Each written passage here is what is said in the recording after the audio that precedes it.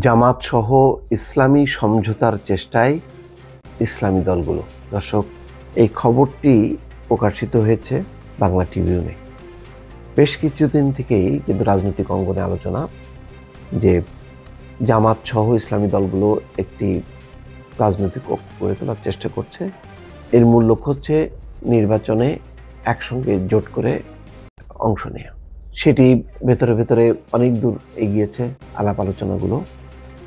জামাতও মনে করছে যে এখনই সুযোগ, যেহেতু আওয়ামী লীগ দৃশ্যপটে নেই, বিএনপি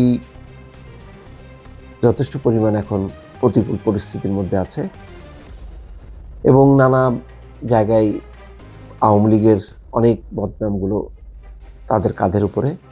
সুতরাং এই সুযোগে মানুষের সামনে একটি সততা, একটি উজ্জ্বল চরিত্র, এই বিষয়গুলো যদি তারা উপস্থাপন করতে পারে, মানুষ আকৃষ্ট হবে।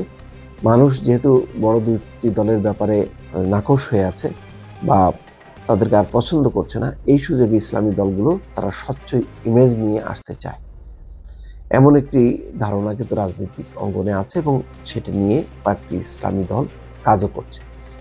সেই খবরটাই এসছে জামাতের সঙ্গে খেলাফত মজলিসের বৈঠকের একটা দৃশ্য দেখা যাচ্ছে। ৭১-এর মুক্তিযুদ্ধের বিরোধিতাকারী রাজনৈতিক দল জামাত ইসলামকে সঙ্গে নিয়ে একটি বৃহত্তর নির্বাচনী সমঝোতায় পৌঁছানোর চেষ্টা করছে দেশের কওমি মাদ্রাসা ভিত্তিক ইসলামী দলগুলো। কোনো দলের পক্ষ থেকে নির্বাচনী জোট গঠনের প্রচেষ্টা হিসেবে দেখানো হলেও বড় দলগুলো চাইছে সমঝোতা।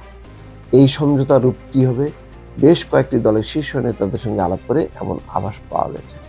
বাংলা ট্রিবিউন বলছে তারা আলাপকালে জামাত, ইসলামী আন্দোলন, বাংলাদেশ খেলাফত মজলিস সহ বিভিন্ন দলের শীর্ষ নেতারা জানিয়েছেন, নির্বাচনকে সামনে রেখে ইসলামী দলগুলোর একটি ঐক্য প্রচেষ্টার প্রক্রিয়া চলমান রয়েছে। জামাত জানিয়েছে বিষয়টি আলোচনার পর্যায়ে রয়েছে।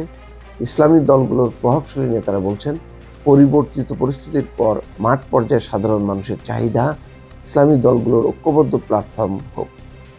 স্বাধীনতার ৫৩ বছর তিনটি দল দেশ পরিচালনা করেছে। মানুষ তিনটি দলকে দেখেছে, এখন ইসলামপন্থীদের ক্ষমতায় দেখতে চায়। বড় দলগুলোর পারফরমেন্স দেখে তারা আশাহত হয়েছে। ধর্মভিত্তিক দলের অন্যতম একজন নেতার ভাষ্য, বাংলাদেশে আগামী জাতীয় সংসদ নির্বাচনকে মাথায় রেখে ইসলামী আন্দোলন, বাংলাদেশ ইসলামী ও সমমনা রাজনৈতিক দলগুলোকে এক মঞ্চ বা ঐক্যবদ্ধ প্ল্যাটফর্মে আনা যায় কিনা তা নিয়ে কাজ শুরু করেছে। এরই মধ্যে যাত্রাবাড়ি বড় মাদ্রাসায় ইসলামপন্থী দলগুলোর একটি বৈঠক হয়েছে।